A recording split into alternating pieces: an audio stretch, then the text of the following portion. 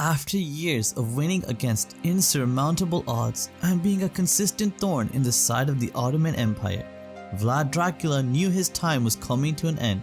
He had been betrayed. He was surrounded by enemies on all sides, and he knew escape was impossible. He gathered his courage and with an impassioned cry he roared at his last few remaining loyal soldiers to prepare for a final charge.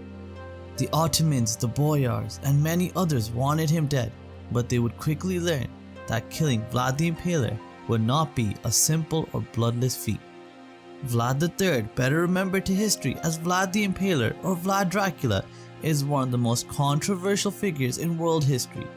Remembered fondly as a Wallachian hero and defender of the Christian faith by many in Hungary even to this day, but simultaneously reviled by others as a needlessly cruel and sadistic ruler who took great joy and pride in the agony of his enemies.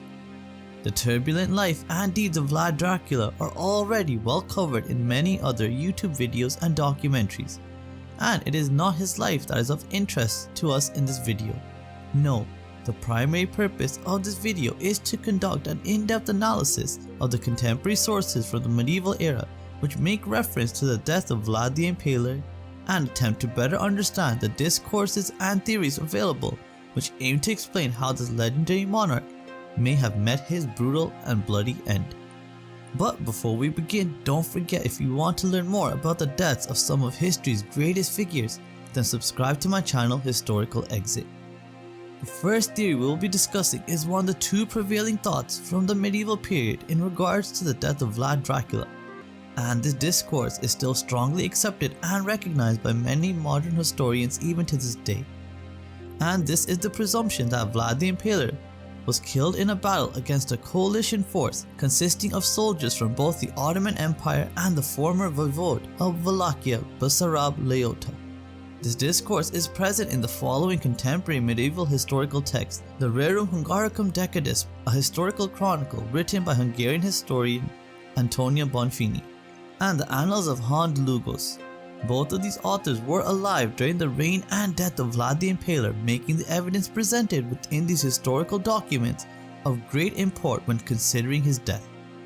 The Rerum Hungaricum Decadis purports that Vlad met his end in either December 1476 or January 1477 when his forces were defeated by Basarab Leota, who was a former voivode of Wallachia, and he was in the middle of a bitter civil war against Vlad. It is believed in this battle that the forces of Basarab were further bolstered by Ottoman soldiers, and that the joint armies were able to overwhelm Vlad and his 2,000 soldiers.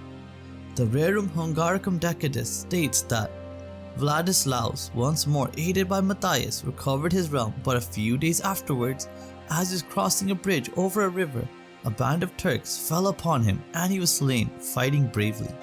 His head was cut off and sent to the Sultan as proof of his death.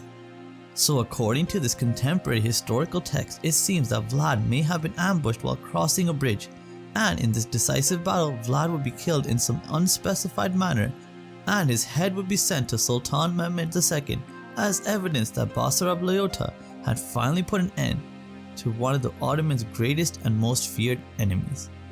This viewpoint is also strengthened by the Annals of Lugos, a Polish historian who notes in his works that Vlad Dracula, the voivode of Wallachia, met his end in battle against the Turks. Despite his valor and fierce resistance, he was overwhelmed and slain, his head sent to the Sultan as a sign of triumph. Again, another separate but contemporary source that highlights the hypothesis that Vlad Dracula was overwhelmed by Turkish forces, and although Vlad and his soldiers put up a valiant defense, they would perish during this battle. However, there is an alternative discourse which is worthy of consideration, and this viewpoint argues that it was not the blade of a Turk which was responsible for delivering the killing blow to Vlad the Impaler. In fact, this theory argues that Vlad Dracula was assassinated by his own forces, and this is the discourse presented within the historical text The Histories by Byzantine historian Leonikos Chalkonkondylis, and in the works of Bishop Nicolo Madrusa. Again, these are both contemporary sources which present an additional perspective to the death of Vlad Dracula, stating that this Wallachian lord was assassinated by his own men. There is very little specifics or exact details presented in either of these sources, but there are varying degrees of similarities and some differences in their retelling of Vlad's final moments. The history states that the Turks, seeing that Vlad was surrounded and had no means of escape, launched a fierce assault against him.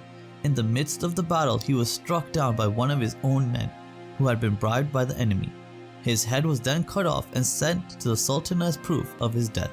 While the notes of Bishop Nicolo Madrusa do concur that Vlad was indeed betrayed and killed by his own soldiers, it does present some differences from the histories as well, with the text making no reference to bribery as the cause behind this deception against Vlad Dracula. Nicolo Madrusa states that Vlad Dracula, the voivode of Wallachia, was killed in battle by the treachery of his own men, who deserted him to join the enemy. His head was cut off and sent to the Sultan as a token of victory. Therefore, when considering the death of Vlad the Impaler, contemporary historical sources agree unequivocally that Vlad did indeed perish while he was in a confrontation with soldiers from the Ottoman Empire. However, whether the individual who dealt the killing blow was an Ottoman, boyar, or one of his own men still remains shrouded in mystery. But to conclusively decide whether death in battle or assassination were the true causes of Vlad's death is impossible, as both possibilities are well supported in medieval historical texts and chronicles. But whatever the method of his death was, it is prudent to state that the passing of Vlad the Impaler was definitely not the end of his legend and story, as many over the centuries would draw inspiration from this controversial and enigmatic Wallachian lord.